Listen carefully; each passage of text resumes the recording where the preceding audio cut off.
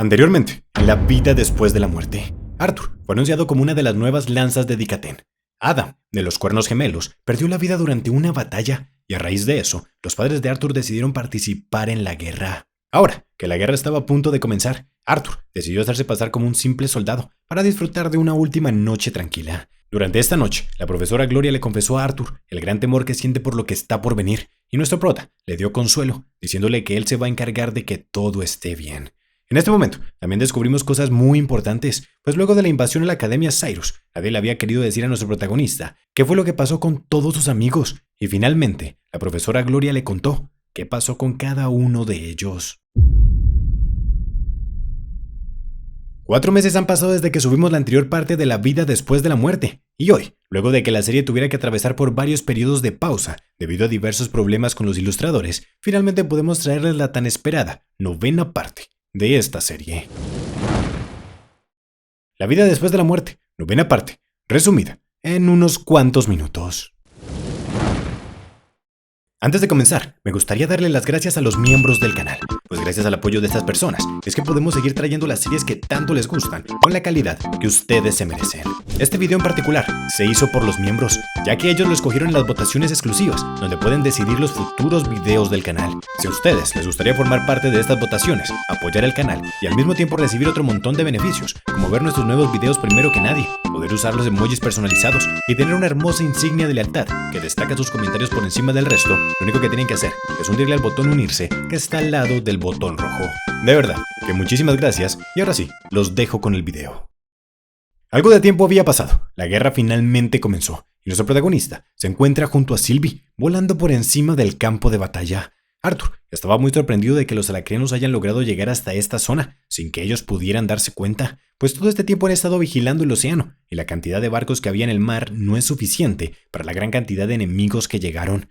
En ese momento, las tropas de Dikaten estaban teniendo graves problemas para detener a los alacrianos, por lo que Arthur decide bajar a luchar junto a ellos en el campo de batalla, mientras que le ordena a Sylvie seguir el rastro que dejaron los alacrianos con el objetivo de averiguar realmente desde dónde vinieron. A Sylvie no le gustaba para nada esta idea, pues en caso de que Arthur llegara a tener problemas, estaría muy lejos para poder ayudarlo, pero Arthur le responde que esto es algo que tiene que hacer, pues sin su ayuda, todas las tropas podrían terminar muriendo, y además tiene el presentimiento de que esta guerra no va a ser algo tan simple como alacrianos contra dikatenses, sino que hay algo oculto que han estado ignorando. Con esto dicho, nuestros muchachos se separan, y nada más llegar al campo de batalla, Arthur es recibido por la profesora Gloria, quien lo confundió con un enemigo. Por suerte, pudo detener el ataque a tiempo, y le dice que se siente mucho más tranquila, ahora que él va a ayudarlos en el combate. Nuestro protagonista comienza a observar el campo de batalla, y aquella sensación de inquietud que tenía no hizo sino empeorar. Por algún motivo, él esperaba que sus enemigos fueran como los Vitra, seres monstruosos, sedientos de sangre, pero ahora puede darse cuenta de que la única diferencia entre ellos y sus soldados es que las armaduras que utilizan son de color gris oscuro y rojo. Rápidamente, Arthur se topó con su primer enemigo, y como era de esperarse, no tuvo ningún problema para bloquear sus golpes y contraatacar. Sin embargo, justo antes de golpear, un escudo mágico detuvo su espada y el responsable fue un mago oculto detrás de todas las tropas. Arthur se sorprende por la habilidad de ese sujeto, pues él mismo admite que nunca había conocido a alguien que pudiera manipular barreras con tanta eficiencia. Así que nuestro muchacho decide acabar primero con él. Sin embargo, el tipo de las barreras logra bloquear su camino, dándole tiempo suficiente a su compañero para que lo ataque por la espalda. Arthur utiliza su magia de tierra para defenderse, y para su sorpresa, ese débil hechizo logra causar mucho daño.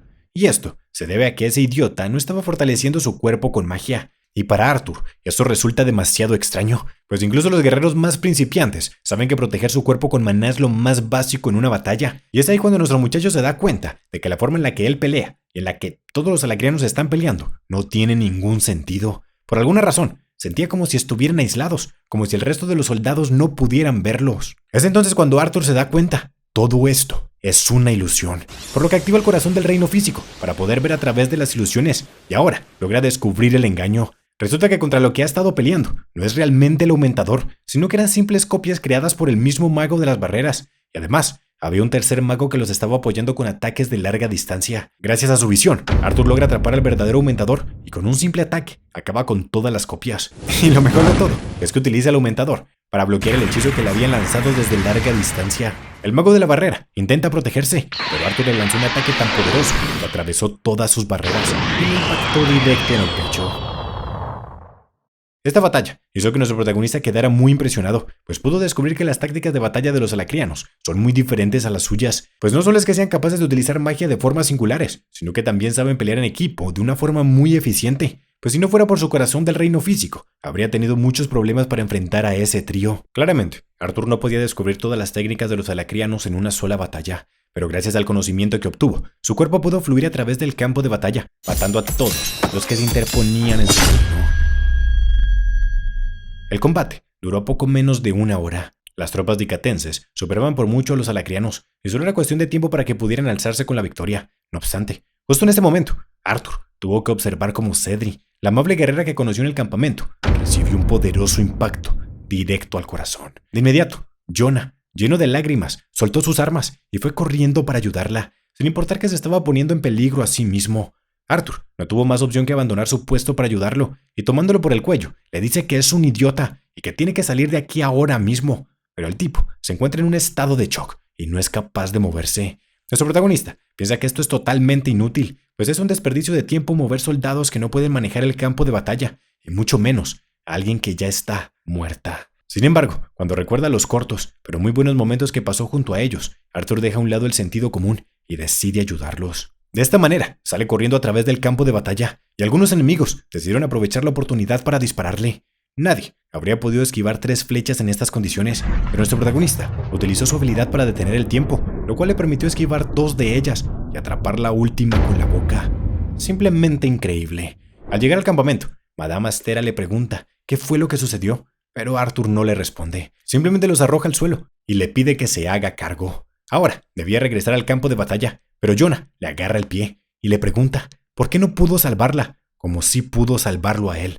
Arthur le responde que no puede salvar a todos los soldados en una guerra, pero Jonah le dice que eso es mentira, que si él hubiera querido, podría haberlo hecho. Después de todo, es una lanza. Él mismo pudo verlo con sus propios ojos. En un principio, pensó que estaba soñando, porque aquella flecha se detuvo en el aire, pero no, él sabe que eso es parte de su poder. Enojado, Arthur quita la mano de su pie y le repite que su prioridad no es salvar a cada soldado con el que se encuentra en una guerra. Entre lágrimas, Jonah le dice que quizás ella no lo conocía desde hace mucho tiempo, pero está seguro de que ella no pensaba en él como un simple soldado. Estas palabras hacen explotar la furia de Arthur, quien lo toma por el cuello y le responde que lamenta mucho la muerte de su amiga, pero allá afuera hay enemigos mucho más fuertes de los que se puede imaginar, más fuertes que cualquier aventurero que haya conocido, y él quiere que gaste su energía para salvarlos a todos. En ese caso, ¿quién va a detenerlos cuando aparezcan? Entre sollozos, Jonah le confiesa que finalmente iba a cumplir la promesa que le hizo cuando eran niños. Luego de tanto tiempo, por fin, había reunido el coraje para pedirle que se case con él. El pobre Jonah colapsa entre lágrimas y Madame Astera le pide a Arthur que regrese al campo de batalla, mientras que ella se hace cargo de él. Arthur finalmente regresa y se pone muy contento al ver que la profesora Gloria se encuentra bien. Pero entonces, Sylvie comienza a hablarle por telepatía y le advierte que alguien se dirige hacia su ubicación, y ese alguien es muy fuerte. De inmediato, Arthur le ordena a la profesora Gloria que retire a todos los soldados y se vayan lo más lejos que puedan. Ella no puede comprender por qué le está pidiendo esto, pues actualmente ellos tienen toda la ventaja, a lo que nuestro prota le responde que alguien posiblemente más fuerte que él viene en camino y necesita que todos se vayan para que no queden atrapados en su fuego cruzado. La profesora Gloria no quería dejarlo, pero sabe que no tiene más opción, así que le advierte que debe regresar salvo y sano. Junto a su águila, comienza a volar por encima del campo de batalla, ordenándole a todos que se retiren. Con esto solucionado, Arthur se adentra en lo profundo del bosque, yendo en dirección hacia donde se encuentra Sylvie, pero en medio del camino, una perturbadora voz le pregunta si acaso se encuentra perdido. De inmediato, nuestro prota activa su corazón del reino físico y gracias a su visión logra detectar desde dónde viene la voz. Sin embargo, aquella entidad tiene una habilidad muy peculiar que le permite moverse por todo el bosque con mucha velocidad, a tal punto en que incluso parece que se está teletransportando. A pesar de su visión, Arthur termina siendo atrapado y finalmente podemos ver al monstruo que se escondía entre los árboles. Gracias a sus poderes de hielo, nuestro prota logra romper uno de sus brazos y escapar, pero la tipa no se ve afectada en lo más mínimo. Con toda tranquilidad, se para en medio del campo y nos demuestra que no solo puede esconderse entre los árboles, sino que también es capaz de manipular las raíces a su voluntad. Con su espada y sus poderes de hielo, Arthur logra hacerse un camino en medio de todas las raíces, pero justo cuando está cerca de alcanzarla, una explosión de gas emite desde su cuerpo y nuestro prota sale volando. Este humo tóxico provoca que Arthur no pueda respirar y sus runas, junto a la voluntad de Sylvie, comienzan a desaparecer. Por algún motivo, se estaba quedando sin maná. las cosas no podían continuar así, por lo que Arthur utiliza su magia de viento para crear un escudo protector que repele los gases, y ahora utiliza el vacío estático para atacar al enemigo. Para sorpresa de Arthur, su ataque no fue capaz de cortar su cabeza, y por el contrario, su espada forjada por una Asura fue la que recibió el mayor daño. La tipa comienza a gritar como loca, pues su máscara había sido destruida, y eso era lo peor que le podía pasar.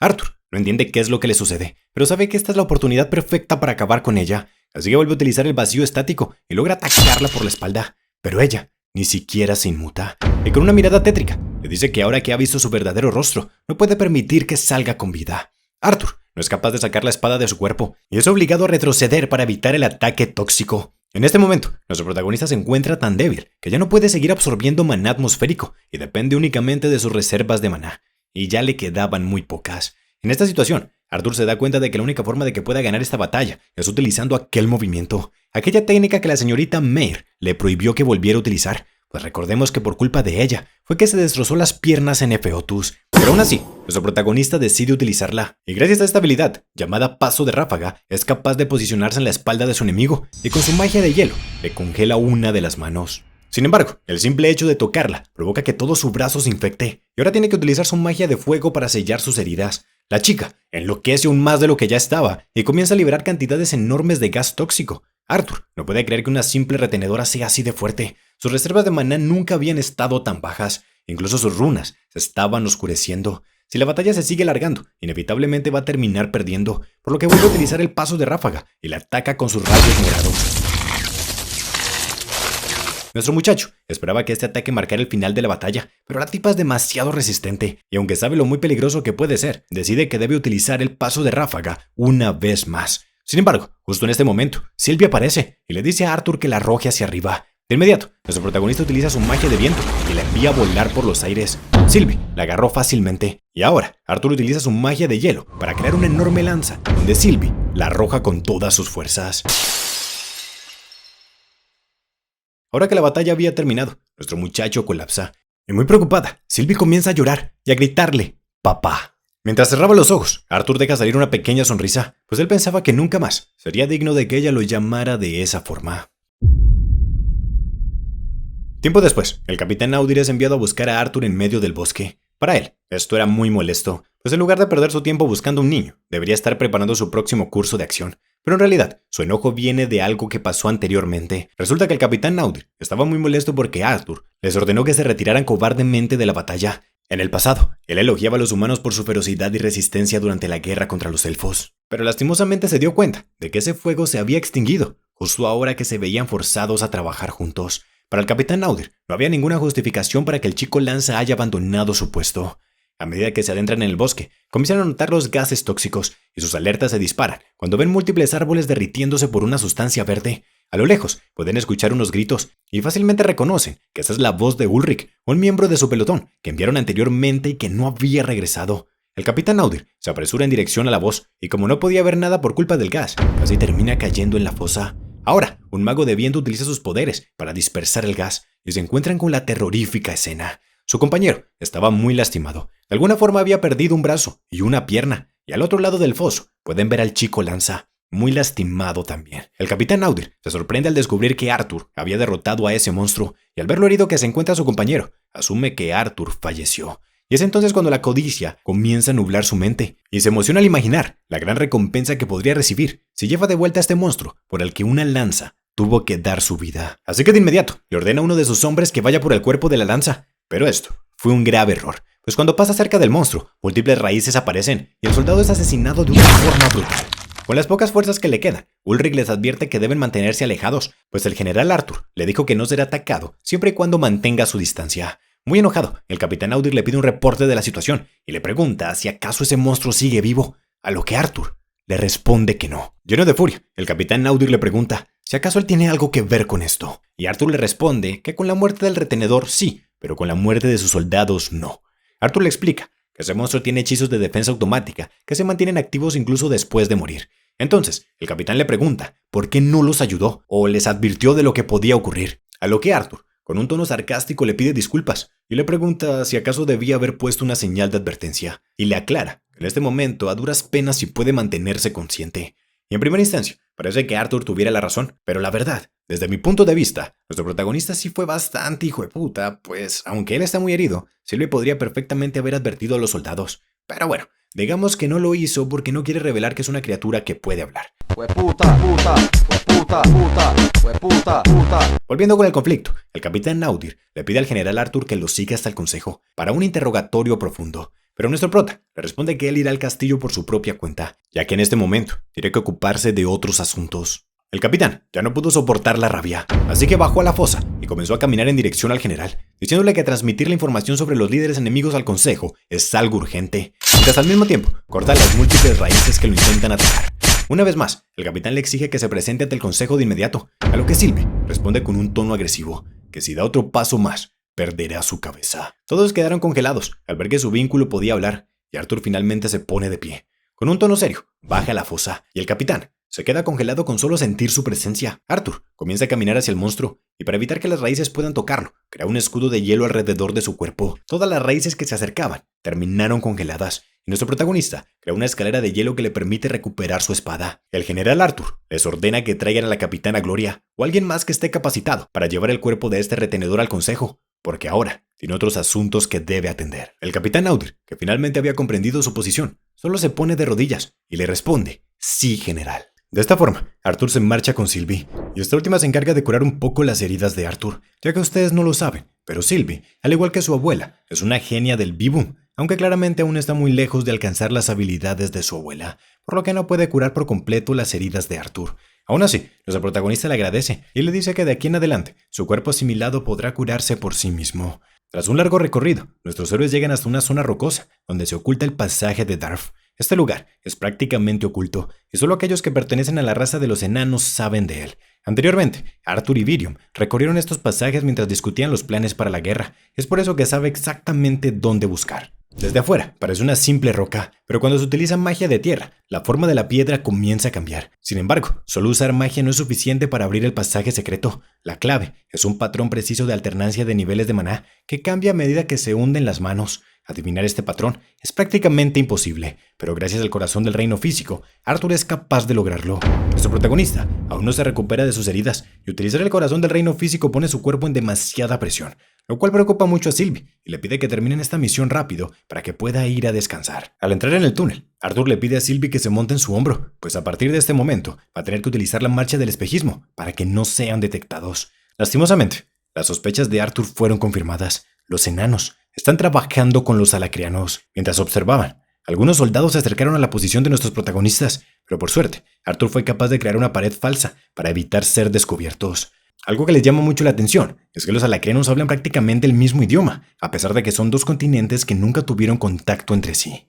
A lo que Sylvie le responde que su abuelo le explicó que esto se debe a la intervención de los Asura, pues hace siglos, cuando los Vitra aún formaban parte de los 8 clanes, los Asura enviaron representantes para desarrollar en secreto las sociedades en Alacría y Dicatén, y es ahí cuando les enseñaron su idioma. Esta intervención sucedió mucho antes de los Anillos de las Lanzas, pues la entrega de los anillos fue un acto de emergencia para evitar la extinción de los humanos, o como los Asuras los llaman, los Lessers. Ahora que la alianza de los enanos y de la cría fue confirmada, es tiempo de que nuestros muchachos regresen. Pero entonces, un enorme portal fue abierto y todos los soldados se arrodillaron ante él. Arthur decidió quedarse un poco más para echar un vistazo y pudo ver cómo de aquel portal salió una mujer de cabello blanco y cuernos. Todos se dirigen a ella como Lady Guadaña, y con tan solo sentir su presencia, Arthur se da cuenta de la dura realidad.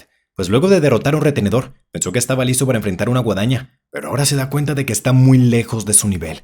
Incluso Sylvie se congeló completamente, y por una buena razón, pues detrás de su porte majestuoso y de su contextura delgada se esconde una cantidad insondable de poder. Cuando la guadaña miró directamente hacia la posición de Arthur, pudieron sentir la desesperación. Todo parecía indicar que los había detectado, pero por alguna razón, ella no hace ningún movimiento y simplemente se va.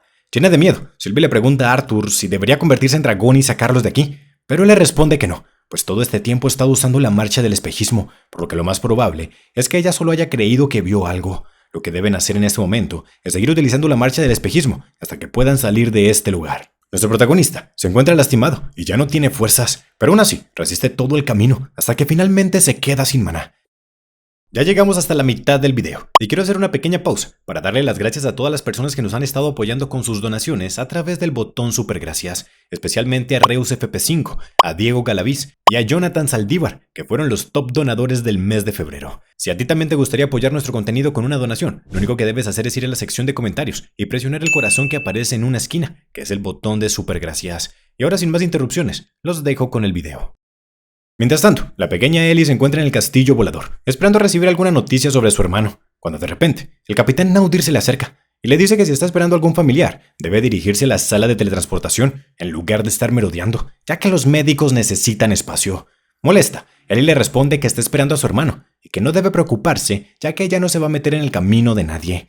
Con curiosidad, el capitán le pregunta quién es su hermano, a lo que ella responde que es Arthur Lewin. Al escuchar este nombre, el pobre capitán tiembla de miedo y mejor se retira del lugar. Mientras Ellie se ríe por haberse salido con la suya, Sylvie aparece de repente y con prisa aterriza para bajar a Arthur, quien está inconsciente. Los médicos no pueden comprender la situación, no saben cómo fue que terminó en este estado, ya que el capitán Naudir no había mencionado nada al respecto. Y al ver que los médicos no sabían qué hacer, Sylvie ya no puede contenerse y les dice que su núcleo de maná fue vaciado y que ha estado inconsciente por más de 4 minutos. Además, perdió el uso de sus piernas y tiene severas quemaduras químicas en el lado derecho de su cuerpo.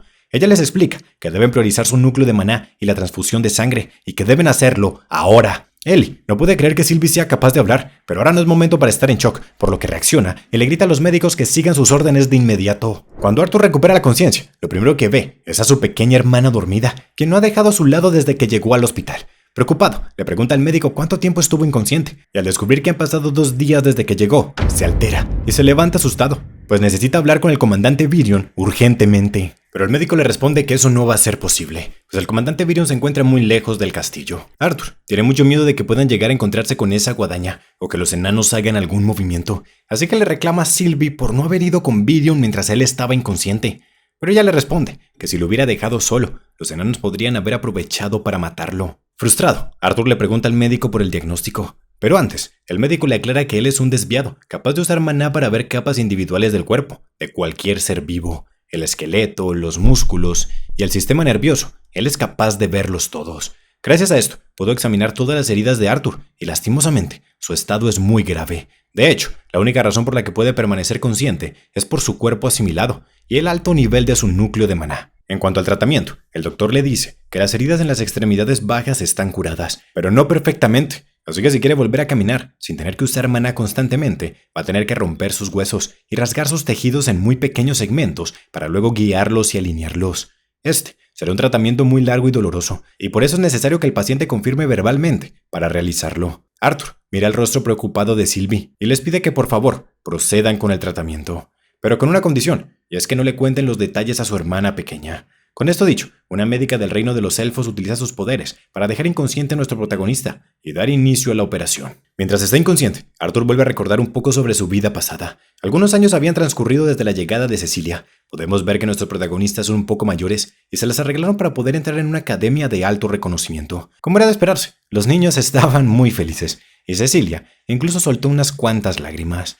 La directora también estaba muy contenta y luego de darles un gran abrazo, les promete que va a enmarcar esas cartas de aceptación como un gran logro. Sin embargo, el pequeño Gray no estaba muy convencido sobre ir a la academia, pues él es consciente de que es muy costosa y la directora no tiene mucho dinero, por lo que le dice que es mejor que solo vayan Nico y Cecilia, mientras que él va a quedarse a ayudarle en el orfanato. Pero a la directora no le gustó nada su idea, así que le da un buen golpe en la cabeza y le dice que va a ir a la academia incluso si tiene que arrastrarlo hasta ahí, pues tantos años criando un chico problemático tienen que ser recompensados de alguna forma. Al ver el enojo de la directora, Gray se defiende, diciéndole que en realidad todo es culpa de Nico, quien se la pasa buscando problemas y arrastrándolo a ellos. Cecilia no puede evitar reírse, pues esta pequeña pelea familiar hace que se conmueva su corazón. Sin embargo, cuando las miradas de Gray y Cecilia se cruzan, se forma un silencio incómodo y podemos notar cómo sus mejillas se ponen rojas. La directora, que parece entender la situación, solo se ríe, mientras que Nico queda muy confundido. Luego de esto, la directora y Cecilia entran juntas al orfanato para hornear un pastel, y Gray aprovecha que están solos para decirle a Nico que en realidad no está muy seguro sobre esto de la academia, pues como ya mencionó anteriormente, es muy costosa y la directora Wilbeck está pasando por una situación complicada. Así que en lugar de eso, se le ocurrió que podría mejor inscribirse a una institución militar, ya que en esos lugares las matrículas son gratis. Pero Nico le dice que no puede hacer algo así, pues en esos lugares no ofrecen una educación real, lo único que hacen es producir soldados sin cerebro y buscar candidatos para reyes. Lo mejor que puede hacer es ir a la academia y esforzarse al máximo para en un futuro poder pagarle a la directora Wilbeck.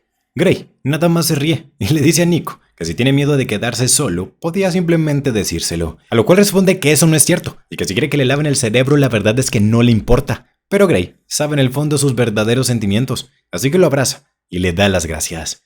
Tiempo después, nuestros protagonistas tuvieron que ir a la ciudad para comprar todos los libros y materiales que les pidió la academia. El pobre Gray estaba preocupado porque parece que va a tener que estudiar mucho, mientras que Nico estaba muy emocionado por imaginar todas las cosas que va a poder crear cuando domine el mundo de las matemáticas. Luego de comprar los libros y los uniformes, que era lo más costoso, los niños se dirigen a otro lugar de la ciudad, donde podrían conseguir sus mochilas y los suministros básicos a un precio mucho más económico. Sin embargo, nada más bajarse del metro, Gray puede sentir que algo no estaba bien, pues normalmente en este lugar suelen haber muchas personas, y en esta ocasión está demasiado silencioso. Nico y Cecilia iban súper tranquilos, hablando sobre la academia y otras cosas, mientras que Gray estaba súper alerta, intentando descubrir qué es lo que está ocurriendo, hasta que finalmente pudo sentirlo.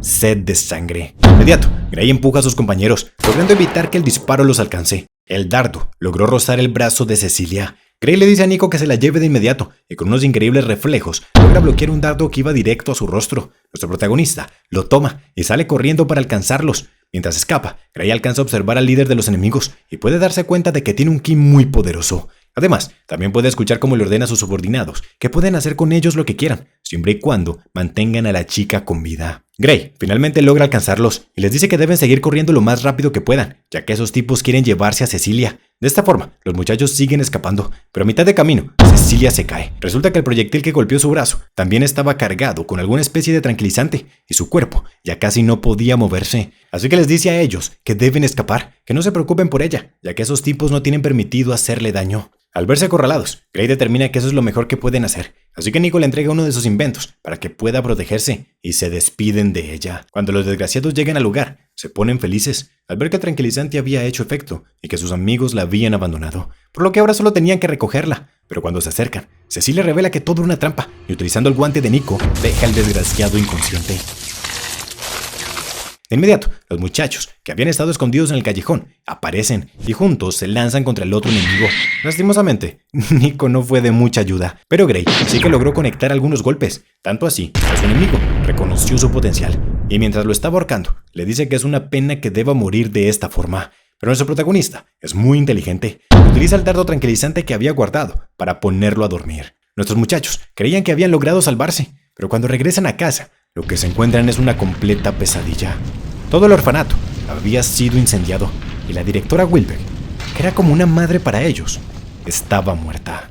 Entre lágrimas, Arthur se despierta y se encuentra con Tessia, quien también estaba llorando y quien decidió despertarlo porque creía que estaba teniendo una terrible pesadilla. Arthur se siente muy feliz de poder volver a verla y al notar las vendas que tiene en su brazo, le pregunta si está herida, pero ella le dice que no, son simplemente rasguños. Y ahora es ella quien le pregunta cómo se siente. Pues desde que su capitán le contó lo que había ocurrido, ha estado muy asustada y de inmediato vino a verlo. Arthur ignora su preocupación y se centra únicamente en el hecho de que mencionó a un capitán, pues eso significa que ha sido promovida a líder. Muy enojada, Tessia le dice que cómo puede preocuparse por algo como eso en esta situación, pero Arthur le responde que solo está muy contento de que le esté yendo bien. Tessia simplemente suelta un suspiro, pues en este momento no tiene fuerzas para discutir, por lo que prefiere solo acostarse a su lado, recostada en su hombro. Tessia le confiesa que nunca pensó en lo peligrosa que podría ser esta guerra para él, y verlo de esta manera es un frío recordatorio de que no es alguna clase de mago guerrero indestructible. Mientras nuestros protagonistas se ríen y se abrazan, la puerta se abre por accidente, y todos los chismosos que estaban espiando son descubiertos. Avergonzados, los padres de Tessia mienten, diciendo que solo habían venido para ver cómo se encuentra y rápidamente se marchan. Virion, por otro lado, se excusa, diciendo que había venido para recibir el reporte de lo ocurrido, pero antes hay alguien que ha estado esperando mucho más tiempo para verlo. Llena de lágrimas, Ellie le dice lo muy preocupado que ha estado por él, pues cuando estaba inconsciente parecía como si hubiera muerto. Pero Arthur, con una sonrisa, le dice que si ese hubiera sido el caso, él siempre estaría a su lado, persiguiéndola como un fantasma y asustando a todos los chicos que quieren hacer algún movimiento hacia ella.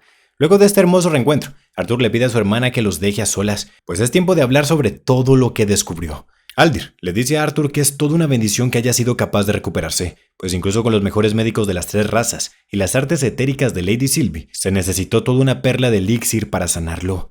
Que si no lo recuerdan, hace 2 años Winsome le regaló a Arthur una perla de elixir, y fue gracias a esta perla que Tessia fue capaz de sobrevivir cuando ocurrió el incidente con su núcleo. Luego de esto, Winsome le regaló otra perla de elixir y le pidió que guarde la segunda para sí mismo. Ahora que había gastado la segunda perla, Arthur no puede permitir que algo como esto vuelva a ocurrir. Y si se preguntan, ¿por qué no solo le dan otra? Pues esto no es posible, ya que estarían rompiendo el tratado de no intervención por parte de los Asuras.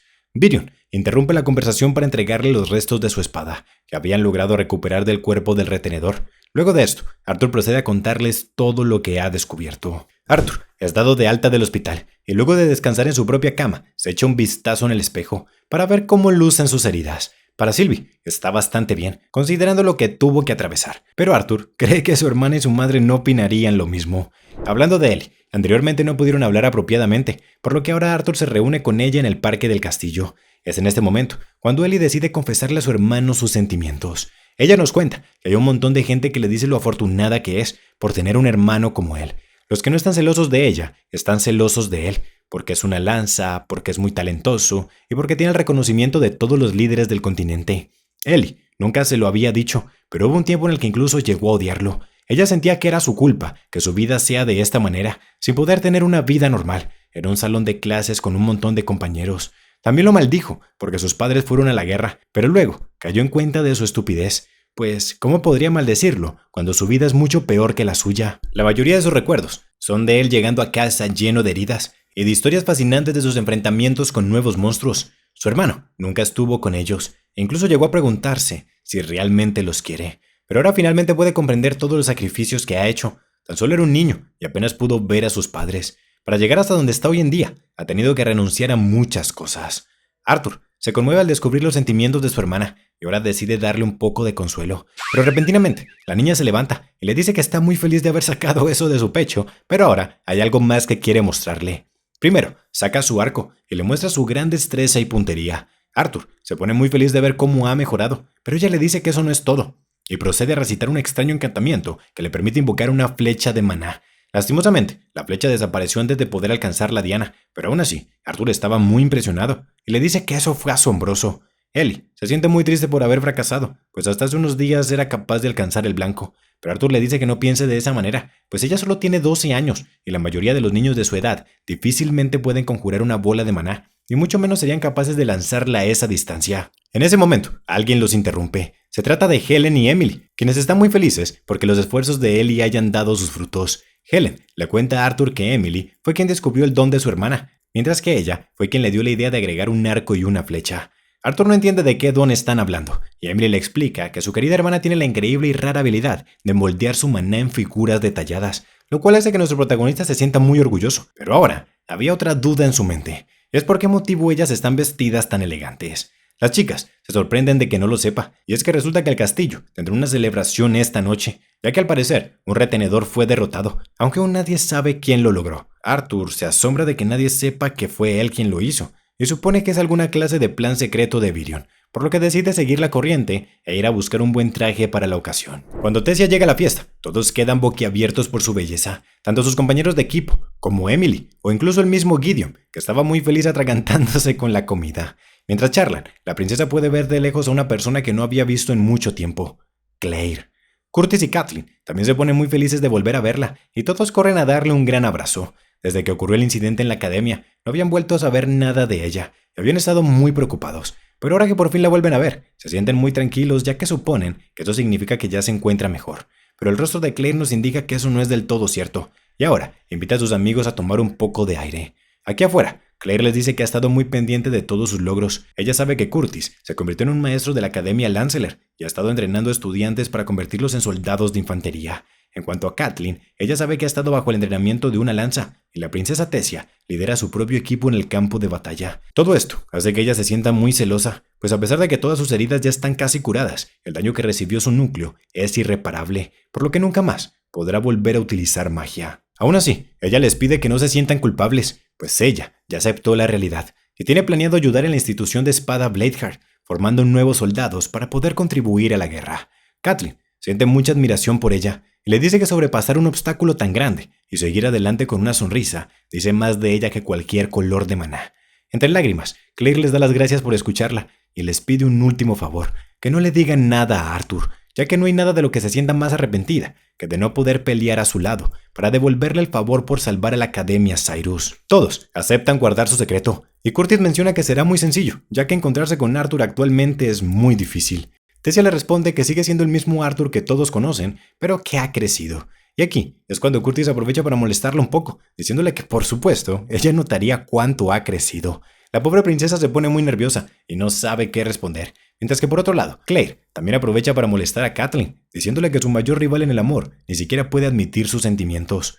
Curtis no puede creer lo que acaba de escuchar, y muy preocupado le pregunta a su hermana de qué es lo que está hablando. ¿Acaso está enamorada de Arthur? A lo que ella responde sonrojada que no, ya que Arthur es mucho más adecuado para la princesa Tessia.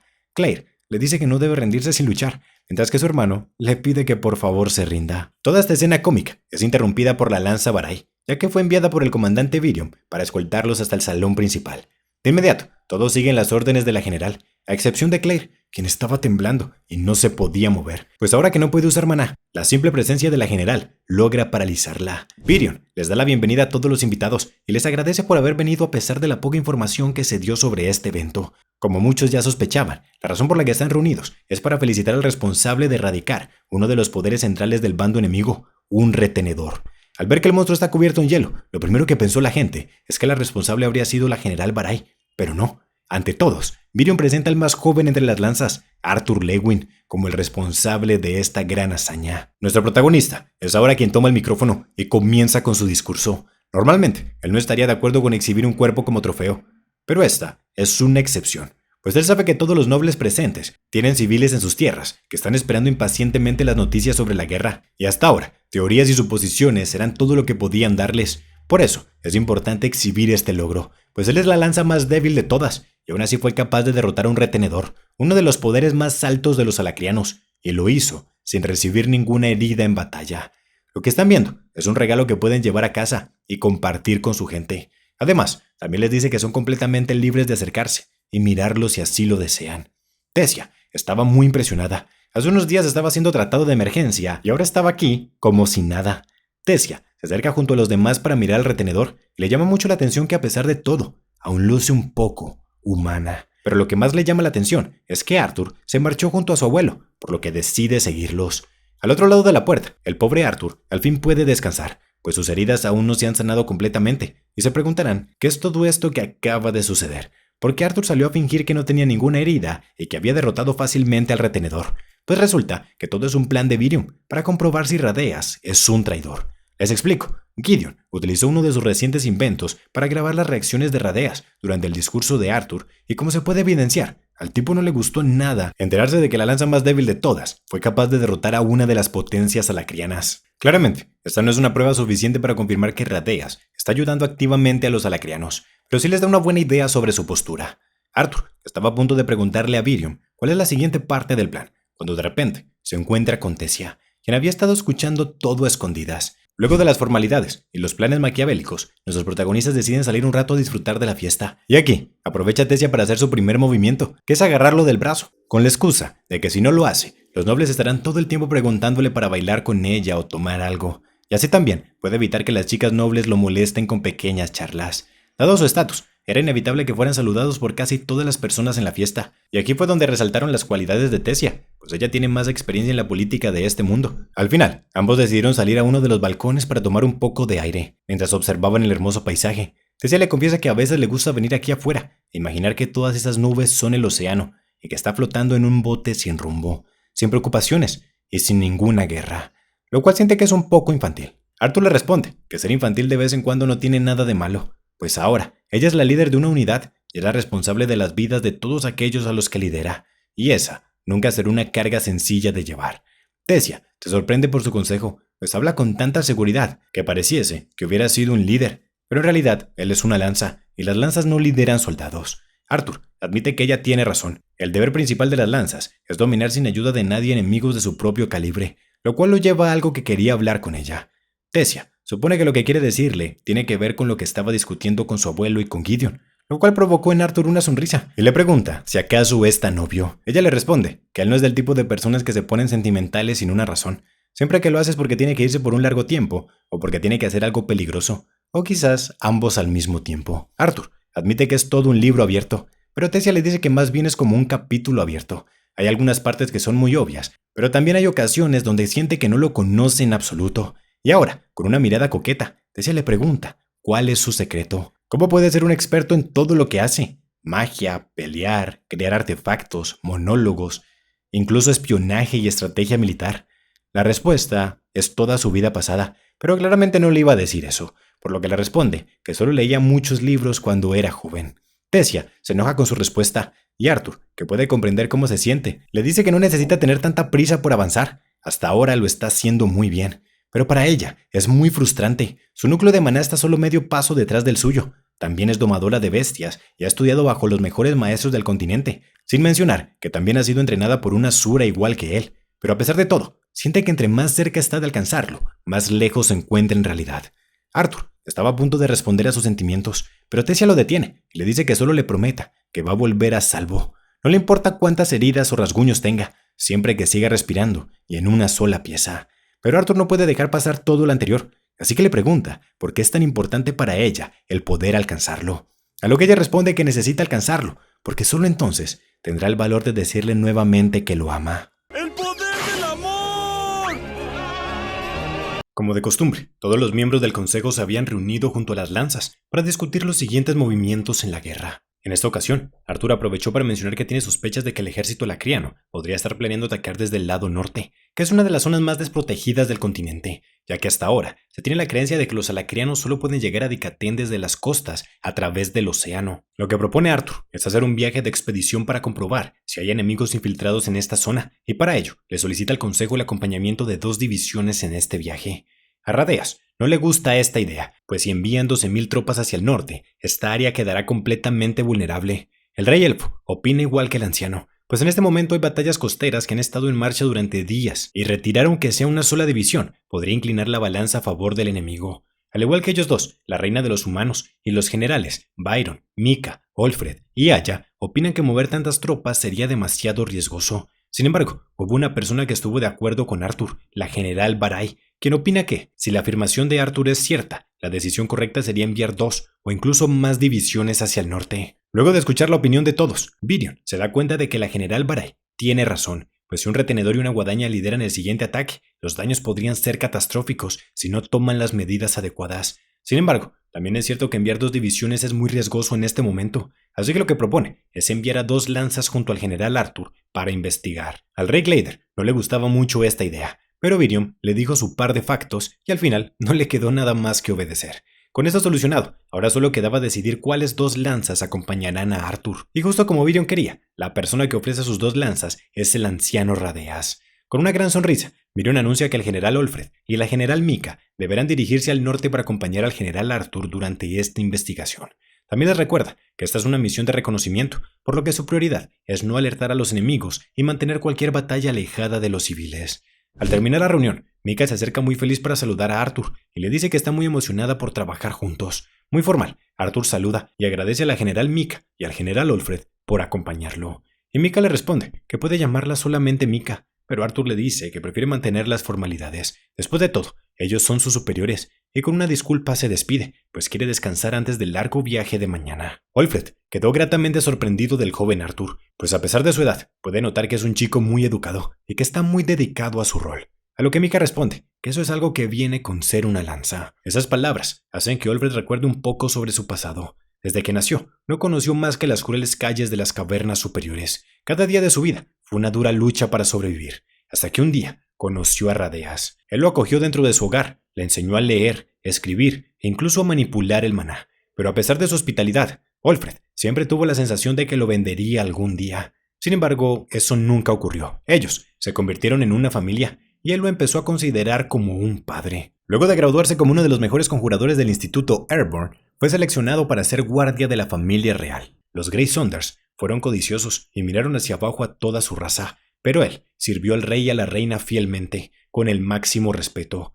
Justo como Radeas se lo enseñó. Posteriormente, fue seleccionado para convertirse en una lanza, pero él no quería aceptar este puesto, pues si su vida tuviera que ser ligada a alguien indefinidamente, solo podría ser a Radeas. Radeas respetó su decisión de retirarse, hasta que trajo a casa a Elijah. Para Olfred, no fue una sorpresa que hubiera acogido a otro niño, teniendo en cuenta su amabilidad, pero hubo algo que nunca pudo entender, y es el por qué nunca le permitió conocerlo. Por alguna razón, Radeas no quería que Elijah supiera nada sobre él. Luego de esto, lo obligó a convertirse en una lanza para forjar el vínculo del alma con la familia real, y le prometió que su servicio a los Grey Saunders sería solamente temporal, y que al final estaría ligado con él.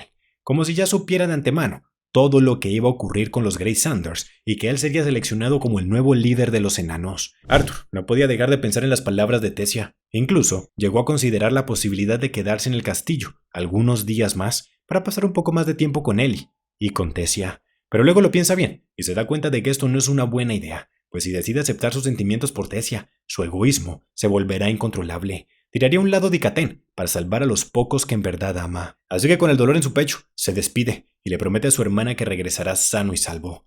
Antes de que pudieran partir, el viejo Radeas aparece, ya que según él, quería despedirse de ellos en persona. Con un tono condescendiente, se acerca a Arthur y le dice que en verdad espera que sus sospechas sobre los Asuras sean falsas, para que pueda regresar pronto con ellos y tener el descanso apropiado que necesita. Arthur le da las gracias y en su mente nos confiesa que realmente espera que sus sospechas estén equivocadas y que Radeas, el padre de Elijah, en realidad no sea un traidor. Luego de volar durante todo el día, nuestros héroes deciden detenerse para que Arthur pueda descansar durante la noche, ya que es importante que no se sobreesfuerce para que se recuperen sus heridas. Nuestro protagonista decide aprovechar el tiempo para refinar un poco de maná, y Mika se acerca para decirle que es asombroso y que es la primera vez que siente algo como esto. Arthur no sabe de qué es lo que está hablando, pero Alfred le explica que cuando una persona normal refina su núcleo, no es demasiado aparente. En cambio, cuando él lo hace, pueden sentir como si sus cuerpos estuvieran siendo jalados hacia él. Arthur le responde que esta es la primera vez que le cuentan sobre eso, y que probablemente se deba a que es un cuadro elemental. Mika se sorprende al escuchar que puede manipular los 4 elementos, mientras que Alfred menciona que había escuchado al consejo mencionar algo al respecto, pero que creía que solo era un rumor. Llena de curiosidad, Mika le pregunta cómo es controlar todos los elementos, a lo que Arthur responde que todavía hay elementos que se le dificulta aprender, como la gravedad, pero lo que él considera más difícil es determinar el mejor conjuro para cada situación durante una batalla. Mika le dice a Arthur que manipular la gravedad es muy fácil y que si quiere, ella puede enseñarle cómo hacerlo. Lo único que tiene que hacer es imaginar que el mundo sube o baja y entonces sujetarlo con su mano y liberarlo. Arthur queda muy confundido con su explicación. Y con una sonrisa, Alfred menciona que le sería mucho más fácil aprender de un guijarro. Después de todo, los Earthborn vienen de un largo linaje de famosos enanos conjuradores, e incluso entre ellos, ella es considerada una genio, por lo que ella solo ha aprendido la magia a través de la intuición, y ni siquiera conoce los conceptos básicos de la manipulación de maná. Cuando Arthur escucha el apellido Airborn, siente que lo ha escuchado en algún otro lugar antes, a lo que Alfred responde que su familia fue la fundadora del Instituto Airborn. Arthur queda muy sorprendido, pues este instituto es un pilar de poder e influencia muy importante para los enanos, lo que significa que Mika viene de una familia muy prodigiosa. A Mika le gusta mucho recibir estos halagos, y le dice a Arthur que además de ser asombrosa, también es muy hermosa, pero a Alfred no parece gustarle mucho su actitud, por lo que le responde que si realmente es tan hermosa, ¿por qué no ha tenido ninguna relación a pesar de estar cerca de los 50? Mencionar su edad es el peor insulto para Mika, así que llena de furia lo ataca. Alfred se defiende con total tranquilidad y continúa insultándola de forma sarcástica. Cansado de su comportamiento infantil, Arthur les arroja agua y les reclama porque van a terminar llamándolos Vitra con todo ese maná que están escupiendo. Al final, las dos lanzas se disculpan con Arthur, pero siguen muy molestas la una con la otra, por lo que cada uno se va a dormir en su propio refugio de tierra, y nuestro pobre protagonista duerme a la intemperie. Al día siguiente, nuestros héroes continúan su camino hasta llegar a la zona de Valden, ya que a partir de ahí deben continuar caminando. Luego de un buen rato, llegan hasta Valden, y ahora es momento de pasar a la siguiente parte del plan, y lo primero que tienen que hacer es pasar desapercibidos, por lo que Arthur saca unos trapos viejos y se los entrega a Mika, ya que ellos dos van a actuar como esclavos, mientras que Alfred va a ser el maestro, ya que al lugar donde se dirigen, los esclavos son muy comunes. Arthur les advierte que las guadañas pueden sentir las fluctuaciones de maná desde largas distancias, por lo que deben conservar su maná al mínimo. Lo único que van a hacer es hablar con los ciudadanos para conseguir información. Antes de seguir con el camino, Sylvie le pregunta un poco preocupada, ¿qué pasaría si ellos son traidores? ¿Acaso está planeando luchar contra los dos? Arthur le responde que es muy poco probable que ellos quieran revelar su posición, y si tal situación llegara a darse, lo que va a hacer es escapar. Pero solo por si acaso, Virion envió otra lanza detrás de ellos. Sylvie intenta buscarla, pero ni siquiera con su olfato la puede detectar, por lo que Arthur le explica que a esta lanza se le conoce como fantasma, ya que sus enemigos no pueden sentirla, sino hasta el momento en que son asesinados. Luego de caminar por un buen rato, llegan hasta el camino principal. Aunque Mika no quería hacerlo, Arthur la obliga a ensuciarse y disfrazarse de esclava. Para no tener que caminar hasta el pueblo, deciden detener una carroza. Olfred les miente y se inventa una historia donde él y sus esclavos fueron víctimas de unos ladrones mientras se dirigían hacia el norte. Los señores le dicen que lamentan mucho lo que les sucedió, pero no creen que sus caballos puedan cargar con más peso. Es entonces cuando Olfred les ofrece un poco de dinero.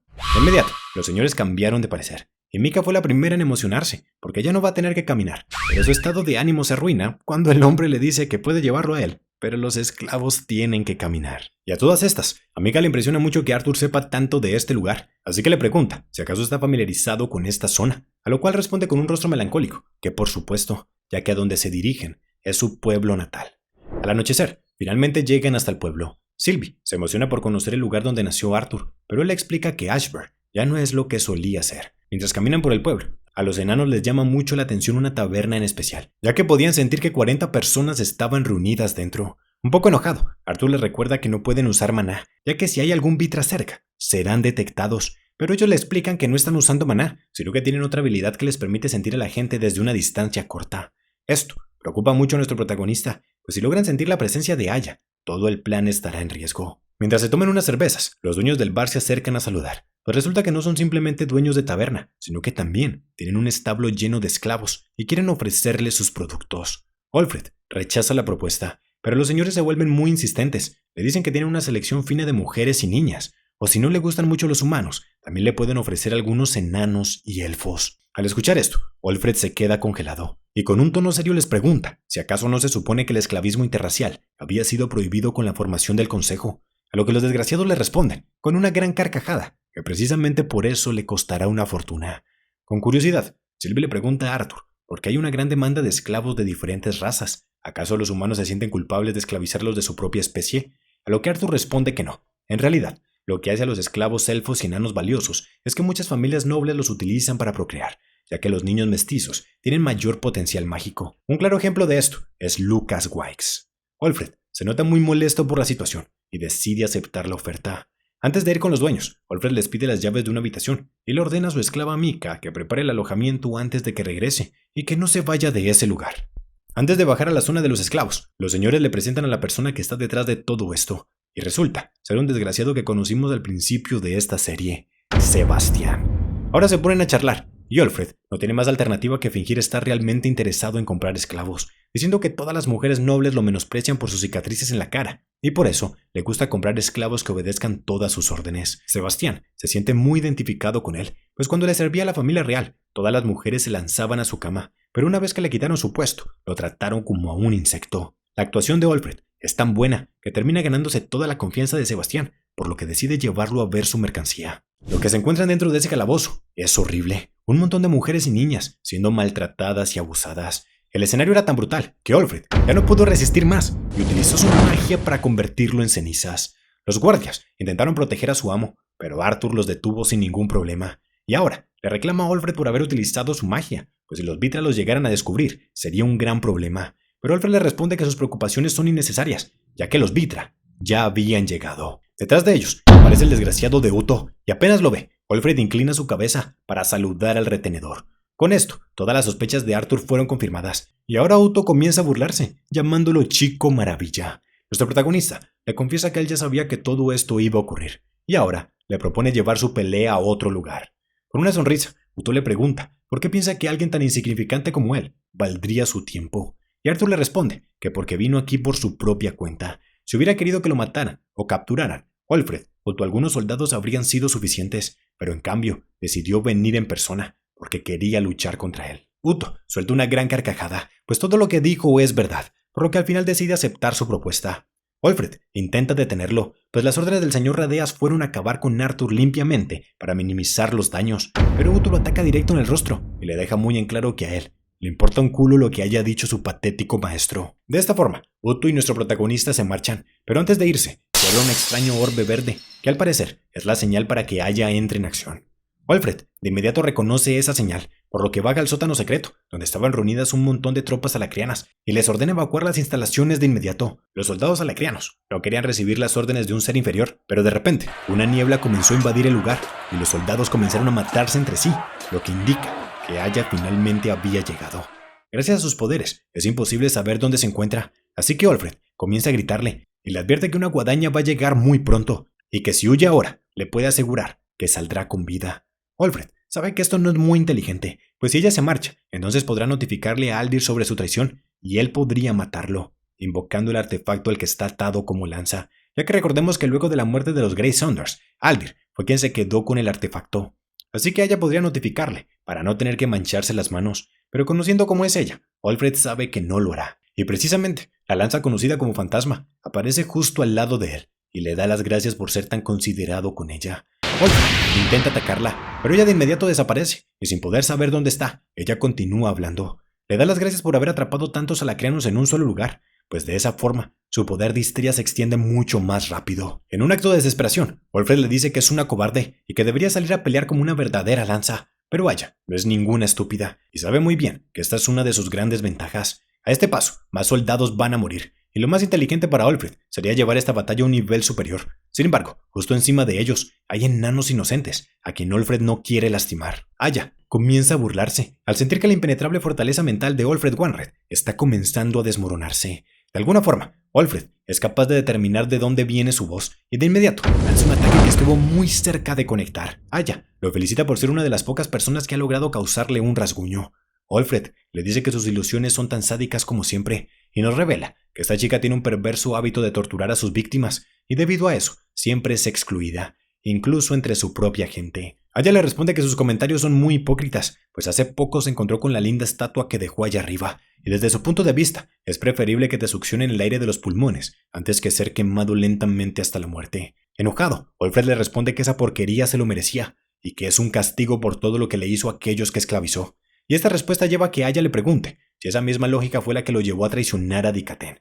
Irritado, Alfred le contesta que los elfos nunca entendieron los sufrimientos de su gente. Incluso después de la guerra, los enanos son tratados como clase baja solo porque prefieren perfeccionar su magia para crear, en lugar de destruir. Les faltan el respeto y se aprovechan. Alfred confía plenamente en la decisión del señor Radeas de aliarse con la armada lacriana. Aya le dice que es un idiota. ¿Cómo puede creer que los Vitra van a preocuparse por Radeas y por su gente, cuando ellos y todos los otros asuras los llaman raza inferior, precisamente porque no son nada para ellos? Ella le dice que tiene que abrir los ojos. Los Vitra experimentaron con los alacrianos para mejorar su armada y utilizarlos en su guerra contra los otros asura. Lo único que ellos quieren es hacer lo mismo en Dikaten. A ellos no les importa si son enanos, elfos o humanos, van a usarlos a todos. Alfred no puede tolerar más sus palabras y ahora decide ir con toda su fuerza. A simple vista, se puede apreciar cómo el poder de ambas lanzas está bastante igualado, pero Alfred logra aprovechar su poca paciencia y la lleva directo a su trampa. Mientras la tiene sobre su hombro, le confiesa que él nunca quiso que las cosas terminaran así, y se despide pidiéndole disculpas. Mientras todo esto ocurría, Arthur y Uto iban caminando por el medio del pueblo, cuando de repente el retenedor se pone a conversar. Él le dice a Arthur que le encanta pelear contra enemigos que buscan venganza, ya que ellos son quienes luchan con más entusiasmo. Pero nuestro prota responde que esta no es una batalla por venganza. Uto se sorprende al escucharlo, pues él estaba muy enojado cuando descubrió quién era el responsable de la muerte de la elfa. Pero Arthur le explica que cuando la encontró, ya estaba muriendo, así que la venganza no es su motivación. Simplemente lo considera como alguien de quien hay que deshacerse. A Uto no le gusta nada esta respuesta, así que decide darle algunos motivos para que busque venganza. Furioso, Arthur se transforma y le pide que se detenga, pero a Uto le importa un culo lo que él quiere y sigue matando a todas las personas a su alrededor, mientras le dice que quizás debió haber matado a alguien de su familia, o aún mejor, a esa pequeña princesa elfo. Arthur ya no puede soportarlo y lleno de furia lanza el primer ataque. De esta manera, logra enviar a Uto a las afueras del pueblo y finalmente, la batalla comienza. Uto se sorprende al mirar a su bestia de maná y le dice que se parece mucho a un dragón, pero su maná es diferente, por lo que le pregunta si es alguna clase de wyvern. Arthur se siente muy aliviado de que ni siquiera un retenedor pueda reconocer la verdadera naturaleza de Sylvie, y juntos comienzan a avanzar hacia el enemigo, mientras se abren paso por el medio de todas las estacas negras. Uto salta para realizar un contraataque, pero Sylvie lo recibe con un tremendo golpe de su cola.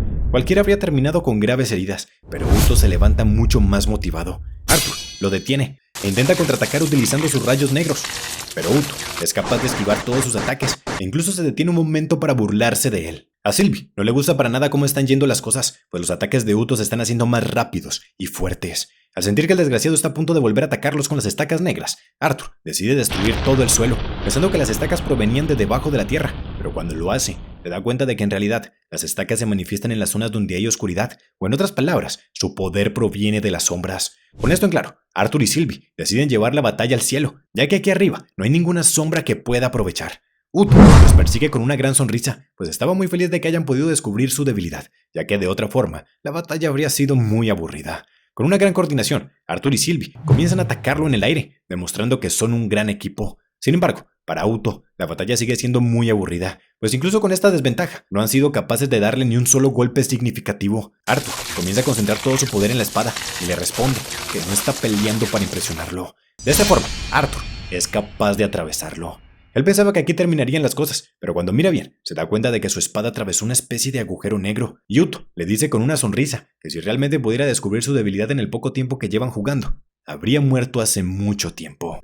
Luego de que Olfred atravesara el pecho de Aya, puede sentir que algo está fuera de lugar, y es que resulta que todo se trata de una ilusión. Lo único que había logrado atravesar es el aire. De repente, Aya aparece enfrente suyo, y con un simple movimiento de su mano, lo obliga a ponerse de rodillas. Olfred podía sentir que la única razón por la que estaba respirando es porque ella se lo permite. Y es aquí cuando decide preguntarle, ¿cómo es esto posible? Aya sabe muy bien que Olfred siempre ha estado fascinado por su magia, así que antes de matarlo, le va a contar lo que siempre quiso saber.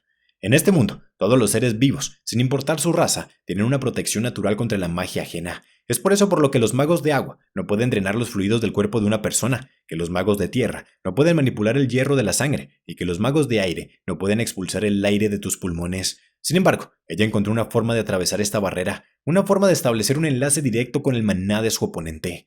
Durante la batalla, ella se centró en debilitar las defensas de Olfred, haciéndole creer que tenía la ventaja, y poco a poco fue capaz de romper su armadura. Al escuchar todo esto, Olfred comprendió que este era su final, y entonces un solo recuerdo vino a su mente. Aquel día en que su padre fue escogido como rey, y le dijo que su único lamento es que él no podrá estar aquí para ver el triunfo de su gente, y todo por culpa de ese maldito Asura. A lo que Olfred le respondió que no tenía ningún lamento, y que hay cosas que simplemente pasan como tienen que pasar. De rodillas frente a su verdugo, Olfred le dice a Aya que sería irrazonable de su parte pedir que le conceda misericordia al señor Radeas, pero le pide que por favor le perdone la vida a Mika, ya que ella no tuvo nada que ver con todo esto. Incluso le cuenta que tuvo que drogarla en la taberna para que no se involucrara en la pelea.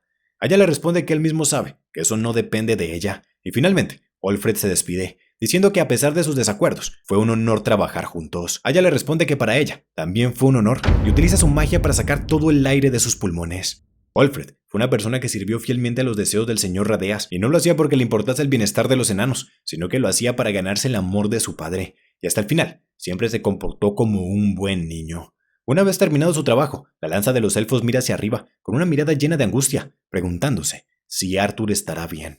Nuestro protagonista se da cuenta de que su espada no causó ningún rasguño, y de repente, múltiples estacas negras comienzan a salir disparadas de su cuerpo. Como puede, Arthur esquiva y bloquea los ataques, pero Uto lo único que hace es aumentar la cantidad de estacas a una cantidad que parece casi imposible de esquivar, por lo que Arthur no tiene más opción que utilizar el vacío estático.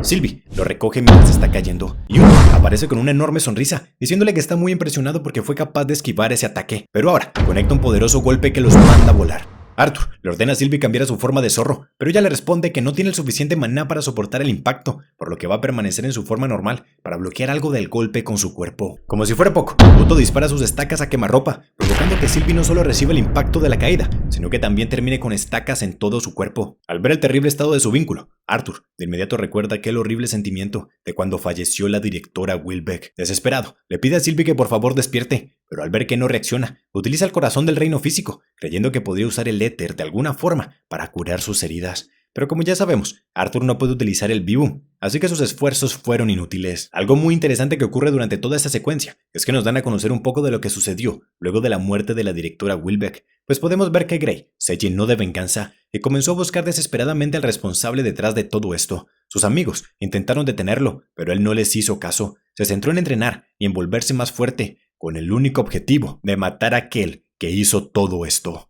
Parecía que la historia estaba a punto de repetirse, cuando de repente alguien le dice que no se preocupe, que su bestia va a sobrevivir.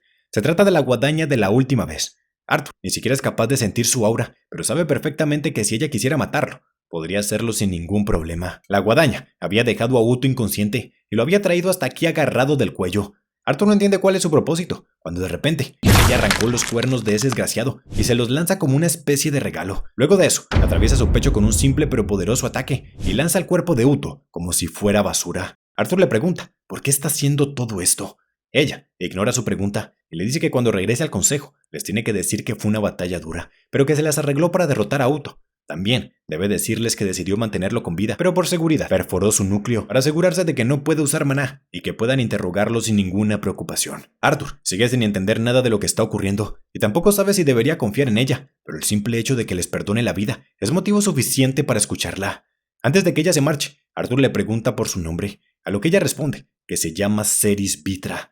Arthur le da las gracias por su ayuda y le promete que no va a olvidar su amabilidad. Ella suelta una sonrisa, pues Arthur resultó ser mucho más peculiar de lo que esperaba. Y por último, le dice que por el bien de ambos debe volverse más fuerte y debe hacerlo rápido. Además, le explica que los cuernos de Uto son un recurso invaluable si es capaz de extraer el maná almacenado en su interior. Con la batalla terminada, Arthur se acuesta sobre Sylvie y deja salir un fuerte suspiro, pues por obra y gracia del Espíritu Santo lograron salvarse y ahora se ha dado cuenta de que aún le falta un largo camino por recorrer antes de enfrentarse a otro retenedor, y aún más para siquiera considerar pelear contra una guadaña. Arthur estaba a punto de quedar inconsciente cuando a lo lejos puede escuchar como alguien grita su nombre. Es Tessia, quien se acerca corriendo con una sonrisa y preguntándole dónde ha estado. Para Arthur es como si estuviera viendo un ángel, y cuando ella se acerca, su armadura de batalla se transforma en un lindo vestido verde y muy feliz le dice que ha estado buscándolo. Lo que parecía un hermoso sueño, de repente se torna en una pesadilla, cuando Tessia, con un tono enojado, le dice que cómo puede pensar que tiene derecho a tener esta felicidad, que lo hace creer que merece ser feliz. ¿Acaso cree que puede simplemente olvidar todo lo que hizo y seguir adelante? Le dice que ellos murieron por sus elecciones, pagaron el precio por su egoísmo. Así que sin importar que sea el Rey Grey o Arthur Lewin, está condenado a estar siempre solo. La pesadilla termina con una tétrica imagen de Tessia cubierta de sangre, hasta que finalmente nuestro protagonista despierta y se encuentra con Aya, quien estaba muy preocupada por él. Arthur le dice que está bien, pero algo lastimado. Aya le informa que también tuvo éxito en su misión, el traidor fue ejecutado y Mika está bajo custodia para ser interrogada. Ella estaba preocupada de que quizás necesitara su ayuda, pero puede ver que no es el caso. Arthur le contesta que fue una dura batalla, pero con la ayuda de Sylvie logró derrotarlo. Muy feliz, Aya le dice que esto es una victoria, pero nuestro prota le responde que no, que esto es solo el comienzo. Después de esto, pasan muchas cosas.